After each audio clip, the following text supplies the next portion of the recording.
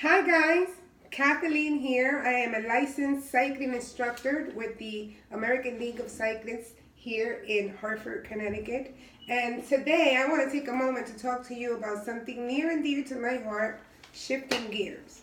I rode bike in Florida for about 10 years on flat terrain, on a hybrid with twist shift gears, and I never bothered with the gears. I was on flat terrain. I really didn't care about it. It didn't affect me too much. But now that I am back home in New England with all the hills that we have here, I am forced to learn how to use my gears and use them properly. Now, I can't sit here and make a video about all your different kind of bikes. I have two bikes here, and the shifting system works differently for each of them. So you have to know your bike. You have to know what kind of controls you have, whether they are levers or twist shift, or they are integrated in the handlebars. You have to make sure that your cables and housing are well maintained, because these controls are what guides the front and rear derailleurs, which I'll take you to in just a moment. It guides the front and rear derailleurs to guide the chain, which then through the crank moves the wheel, and that's how you can move. You want to position the chain depending on what terrain you're in. If you're on flat lands, if you're going uphill or downhill. What I most learned about learning how to shift gears and using them properly was that I gained endurance. I can go longer distances because I was more gentle to my body and my muscles. Helps you get the most out of your muscle power, meaning how much effort you're putting on each revolution as you push on the crank. Note a comfortable cadence, which is the number of revolutions. A comfortable normal cadence is about 70 to 90 revolutions per minute.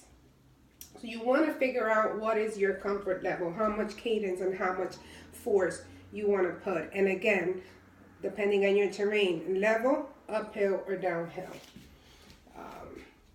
Mastering this can save your knees, like I said, save your knees from overexertion. You can climb a hill more easily and efficiently, and it makes cycling fun because you can go faster and you can go farther, or you can go farther and you can go faster. So it just depends on how this works. So like I said, in order to learn this, you have to learn your bike. So my road bike, the levers are integrated right with the brake. So this is my brake, and I have to shift inward to control my rear derailleur. So the right side controls the rear derailleur. One good tip is right rear. And this is my left. You see, as you can see, this is how I control it. That controls the front derailleur. When I told you about my old man, this is the levers, and you kind of have to work this by feeling or by sound. It'll click. So that is why it is important to learn your bike. So let's bring you down here to the terrain, to the drivetrain, what I meant to say. This is your drivetrain. This is your transmission. This is your crank. This is how fast you pedal, how hard you want to push. It's your front derailleur. This front derailleur controls the chain on the front chain rings. I have 3 chain ring here. Most bikes can have 1 chain ring even. When you are going up a hill, you want to be on the innermost chain ring. And then, of course, you have the chain. And I bring you back here to my rear derailleur. It controls the chain up the cassette, up and down my cogs. I have 8 cogs, 3 chain rings, 9 cogs, 3 chain rings, so I have a 27 speed. There's also little tricks to learn how many teeth are on each cog and on each chain ring. And you know, you can get a little bit more technical with the gears, but then again, you have to learn this on your bike. What kind of bike do you have? Another important tip to remember, keep your transmission clean and lubed at all times. So, smooth shifting. You never want to shift while you're going up a hill because you're not going to be very successful. And if your chain has gotten a lot of wear and tear and you haven't really used your gears properly, you're going to risk popping your chain while you're going up a hill, and then you're going to have to walk it. Let me give you another tip going up a hill. When you're shifting gears, you see how I have 3 chain rings. If my chain is on the innermost chain ring, I want to make sure that it is on the innermost cogs here. And if in the front my chain is on the middle chain ring, I want to ensure that in the back my chain is somewhere in the middle. And if I am on the outer chain ring, my chain can be on the outer cogs back here on this cassette. Meaning you want to keep the chain as straight as possible. You never want your chain too much this way, too much that way. You want it as straight as possible. So depending on how many chain rings you have, just remember to keep in mind to keep your chain aligned as straight and narrow as possible.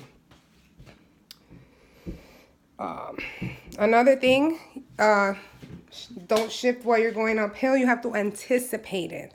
So if you think the hill is coming, that's when you start shifting, because if I'm on the outer chain ring, I want to move it into the middle chain ring, and then I want to move it into the most inner chain ring. So I need a little bit of time to get that going. So you want to anticipate. A lot of bike riding is all anticipated riding. It's hard on unfamiliar territory, but that's why you got to practice. Another rule, so now we're going to get ready for riding. You've done your ABC quick check, you got your helmet on, and you're ready to go. You usually want to take off with the chain right in the middle, because it's usually taking off on flat lands. As you continue to ride forward, and like I said that word, anticipate, you anticipate a hill coming, you begin shifting, however it is on your bike, shifting the chain to the innermost chain ring and the innermost cogs, meaning the chain ring and the cogs closest to the frame of the bike.